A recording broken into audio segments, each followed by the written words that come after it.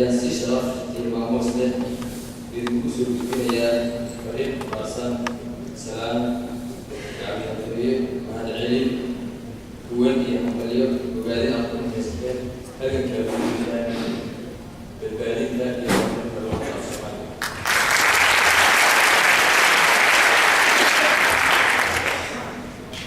dowladda Soomaaliya Itoobiya waxay leedahay hadaf iyo ujeedooyin oo dhab ah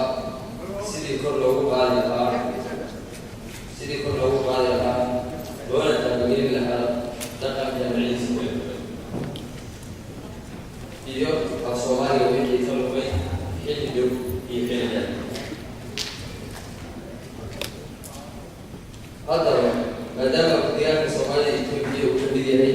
deegaanada sida dhabta ah ee ugu nasab sheegtaan dad caan ah oo ahaa haweeney halgamaa in badan u saameeyay luqadda Soomaaliga isla markaana ku leh sumcad iyo magac dheer ummadda Soomaaliyeed meel kasta ay joogto. ayaa waxay dowladda Soomaalida Itoobiya ku yahay afkeeda rasmiga ah oo ay maanta ku shaqeyso oo dastuuriga ah oo isku maamusho waxna lagu barto jaamacadaha lagu dhigto kulliyadaha lagu dhigto dugsiyada lagu dhigto isla markaana imtixaanka heer adag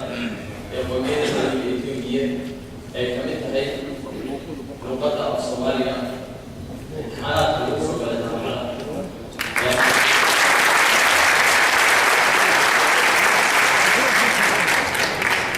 taasoo maaragtay hadda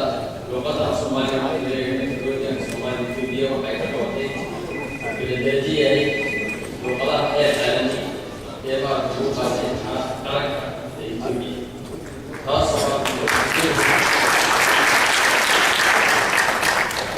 taasoo lagu dhigto ilaa heer bilo ilaa kulliyadaha isla markaana hadda sanadka soo socda loo bilaabi doono ilaa heer si loo bilaabo jaamacadda Itoobiya guud ahaan. taasoo marka kale waa guul laga soo hooyey dhanka horumarinta luqadda af Soomaaliga ee uga aadan dowladda Soomaaliya Itoobiya.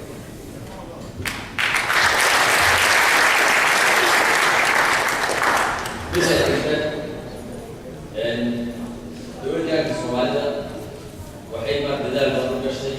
in uu maaragtay fanka iyo suugaanta u sii jiro ayadoo maaragtay la kaashanaysa naadiga beelka in maaragtay naadiga Itoobiya wuxuu ka noqday isla markaana naadiyaasha ugu waaweyn noqdo naadiga beel ee dowladda Soomaaliya Itoobiya laga aasaasay deegaanka isla markaana uu shaqeeyo si hufan oo maaragtay wax ka qabanaysa iyo horumarinta luqadda Soomaaliga ka qabanaysa laga aasaasay deegaanka isla markaana uu shaqeeyo.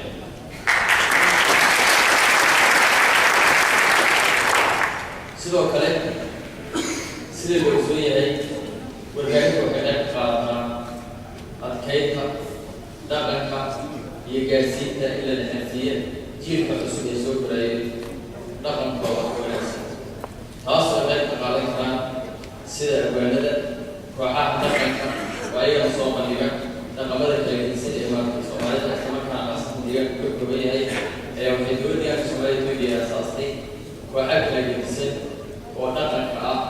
oo ka jira ilaa heer deegaan heer gobol heer degmo ilaa heer tuulo taasoo maaragtay in dhalinyarada lagu abaabiyo ee lagu soo koraan dhaqankooda ka qaadanaysa qayb jireen. haddaba waxaan ballan qaadaynaa in aan maaragtay la wadaagi doono walaalka Soomaalida ah luqadda af Soomaaliga kobcinteeda qayb walba oo ay maaragtay xagga aan ku soo aado sida cilmi baarista sida maaragtay qoraalka in aan maaragtay qayb caalami ah ka qaadano go-aanada ka soo baxa kulankan xuska ah waxaan ballan qaadaynaa in maaragtay qaybtiyada ama si loogu talagalay aan maaragtay uga soo bixi doono isla markaana aan maaragtay la kaashan doono jaamacadaha kala gedisan iyo kulliyadaha kala gedisan iyo abwaanida kala gedisan ee dowladda deegaanka Soomaalida ay leedahay in ayna maaragtay